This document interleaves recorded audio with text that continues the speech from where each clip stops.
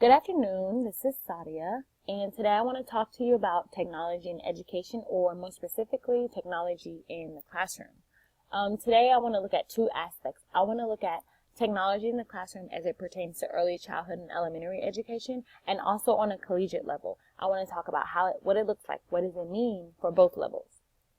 The goal today is that, number one, I want to provide you with information about technology in the classroom, what it looks like, what does it mean for students, what does it mean for parents, what does it mean for teachers. And then I also want to pretty much like pose thinking opportunities for you to kind of think about your own ideologies and how you feel and what you think about technology in the classroom. And then the last piece is an application or reevaluation piece about technology in your own classroom. If you aren't already in the classroom, it's more of an application piece where I want you to kind of take this presentation and the information from it and kind of think about, okay, how can I utilize the technologies in my classroom? What are appropriate technologies that would be efficient for my students in my classroom? And then also for people who are already in the classroom, I want you to use it as like a reevaluation piece. Kind of think about what technologies you already using currently in your classrooms. Are they efficient? Are they working for your students? And also taking information from this presentation and kind of looking back and saying, okay, well, is there a piece of technology that I'm not using in my classroom that would be beneficial for my students? Or is there a piece of technology that I'm already using that may not be as beneficial for my students as I initially thought, and I could substitute it for something else?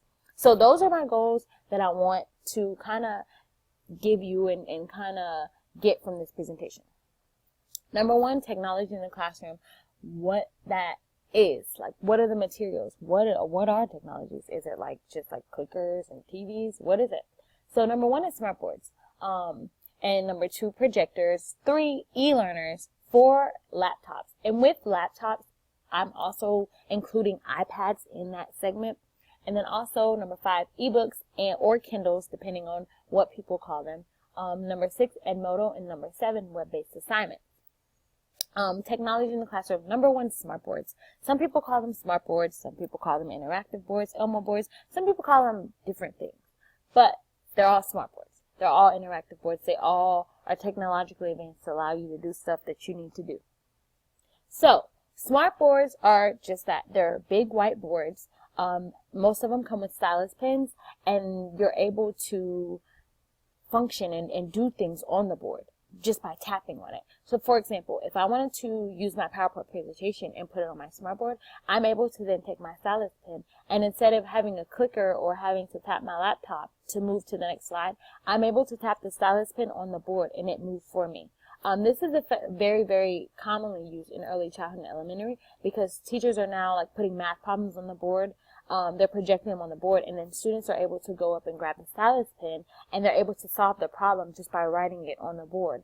And then you could just click the eraser tab and erase it. So smart boards and interactive boards are a really, really hot thing right now in education on all levels. So also projectors. Granted, smart boards, interactive boards, whichever you call them, they are a form of a projector. They're just more technologically advanced in that they're interactive. But there are still a lot of school systems that use regular projectors due to a lack of funding, just a lack of resources, because let's face it, we don't all have the money to put a smartboard in every single classroom across the country. That's just impossible right now. So there are people who still use projectors. There's nothing wrong with still using regular projectors. They're efficient, and they get the job done. They get what you need to be done. So, looking at iPads and laptops. There's a push now in Huntsville City School, a technological push with laptops and iPads. Now, kindergarten, first graders, second graders, and third graders, I believe, they all have iPads in the classroom. And then after third grade, they all have laptops in which they do everything on both. They do homework assignments, they do tests, quizzes, they do state assessments, they do everything on these. And then also, there's a push now for ebooks or Kindles, which is a form of an iPad, except all the functionalities of an iPad are not available on an ebook. An ebook is just that. It's an electronic book. So all of the textbook that students will carry around, like a science social studies book, all those books are now in the form of one electronic book, like ebook. So they have all of those textbooks on one iPad or one ebook, and that they have access to, versus carrying around 5 or 6 heavy books, textbooks. They're able to just carry around that one tablet or one ebook, and they're able to access all of their textbooks. So I want to look at the implementation of technology on an early childhood and elementary level and kind of talk about what that looks like. What does that look like? So 90% of classroom assignments are web-based for e-learners. That is so true. 90% of classroom assignments are web-based. Like I said, now in Huntsville City Schools, students are using, on the K-3 level, they're using iPads, and then beyond that, they're using laptops. They do everything. They do homework on them. They do assessments on them. They do writing assignments. They do math assignments. They do everything on these iPads and laptops. So that statement is very true. Also, there's a network called Edmodo. And I've seen Edmodo used on an elementary level and early childhood level in Huntsville City. It's a social platform for teachers, students, and parents. And it's commonly thought of pretty much like a Facebook, an educational Facebook, where students are able to do assignments and be graded on them. And teachers are able to go in and see students' progress. And also on the back end, parents are able to go in and see their child's progress, which is helpful because it diminishes the turnover time for grading, because it's technologically done. So now students are able to submit stuff and it be done, and the progress report be generated like that. And so parents are able to get that information quicker versus waiting for a report card or a progress report to come out. So, is implementing technology in the classroom on an early childhood and elementary level a good thing or a bad thing? Well, the great debate pretty much is that some people feel it's not so much of a good thing, because specifically on an early childhood level is where those fine motor skills are really, really fine-tuning and more defined. They're learning how to hold scissors. They're learning how to properly hold a pencil. They're learning how to hold a book the right way. They're learning how to read, that words, when you're reading, go from left to right. So by having iPads and laptops, and then more specifically by having iPads and laptops, children are not writing. They don't know how to hold a pencil anymore because they're not writing anymore. Why do I have to write if I'm just typing on an iPad or a tablet? So it's like, their fine motor skills, even the simplest thing is like holding a pencil, they're not able to do as proficiently as before because technology is being implemented to where it's taking away that basic fundamental fine motor skills of holding a pencil or holding a book properly, because you have to read it from left to right and you can't read it upside down. And also, there's a debate that technology is decreasing writing skills and syntax. And I've seen this done beginning on an elementary level, where now students, they have to, when they write sentences, or if they're answering a question on an assessment that they have to write a sentence for, they can write the sentence however they think that it should go, and then they just click a spell check button, or even sometimes it will auto-correct it themselves. So now they don't have to learn the rules of grammar. They're not having to learn about syntax and semantics because the technology is doing it for them. So that also is a great debate as far as the hindrance of why the use of technology in classrooms on an early child and elementary level may not be the best practices or the best things, but in my opinion, there's a solution. A balance.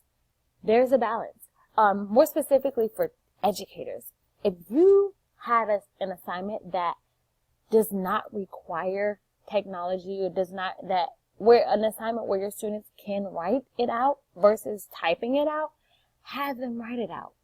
Have them write it out. It's not going to kill them. If anything, it's just going to help them in knowing and learning those fundamental skills that they need. If there's an assignment where they have to write a sentence or they have to write an essay, have them write it out. Yes, they may not want to because it's not as easy and technology is more convenient, but the big question is it helping them or hurting them? Is having them write it out helping them or is it hurting them? And if the answer is that it's helping them, then have them do it. So another thing is why? Why? That's a big question. Why should we implement technology in the classroom? Number one, the biggest reason, in my opinion, why we should implement technology in the classroom is because now our students are not competing on a classroom or a school district or a state or nationwide level. They're competing on a global level. We're competing in a global market. Our students are not being compared to Billy from the school district across the street. He's competing with Tom from Finland. He's competing with little April from the Netherlands. And that's where our kids are being compared to now. And even after they matriculate through elementary, early childhood, middle school, high school, even after college, when they go into the real world, they're competing with people on a global market. They're competing with individuals in the same field that are from across the world. So implementing those tools and technology in the classroom so that our students are able and are prepared to compete on a global market in the future is vital. And implementation early is one of the best practices, in my opinion, because you have all of these years to prepare them for what's to come. And what's to come is they're going to be competing on a global market. And there's nothing that I can do to stop it. There's nothing that you can do to stop it. That's just what it is. We're now competing on a global market. So we just have to prepare ourselves and our students for that. So now I want to look at implementation of technology on the collegiate level and what that looks like. Yes, implementation of technology on a collegiate level there's still tools that they use on a collegiate level that they use in elementary and early childhood, such as the iPads, the laptops. They're really big on a college level.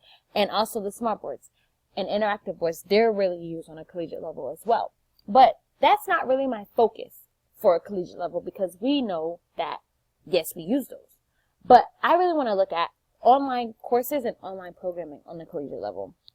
There is a huge push now for distance education and distance learning.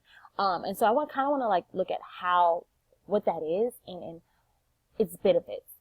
Distance learning is pretty much essentially having online courses and online programming. Some colleges and universities now have solely online programming, so where the entire program is fully online. What does that mean for us as students? That means that I can be here in Alabama and I could take a fully online program at Penn State without ever being at Penn State. And I'm getting all the benefits of being a Penn State student and living on Penn State's campus, but from the comfort of my own home in Alabama. So to me, that is highly beneficial in two ways. For the student, because it's allowing me to get that quality education without having to relocate my life. And number two, that's highly, highly beneficial for the university because now by having online courses and online programming, you've now opened up a whole pipeline of new students that are coming to your university, not physically, but they're coming to your university in forms of online programming, online classes, which is creating that revenue. So I opened up another online programming for a college and there are 5,000 students who want to sign up for it fully online. That's 5,000 extra people who are paying tuition to your university. That is a lot more revenue. So that's why distance learning and distance education is a big, big push on the collegiate level right now. Also, the national teacher shortage of certified teachers. By having these distance ed programs, you have professors to teach them. And now versus if I had a program where it's all face-to-face, a professor's they can only take a certain amount of classes because there are only a certain amount of hours in a day for them to do it. So by having these online programs, professors are able to teach more classes simultaneously within a semester or a school year, so that you now require less teachers to teach these programs because now teachers are able to teach more classes, so you don't need as many teachers. And then the third is that it's cost effective. Online courses are often very less pricey than being in a class face-to-face. Let's face it. You don't have all the technology. You don't have the athletic fees, the school events fees, the bus fees. You don't have all those stuff with online courses. So it's very cost efficient, and it's also a money maker and attractive for students because at the end of the day, the number one thing for college students, we want to graduate. That is our goal. So implement it any way you need to. Amen.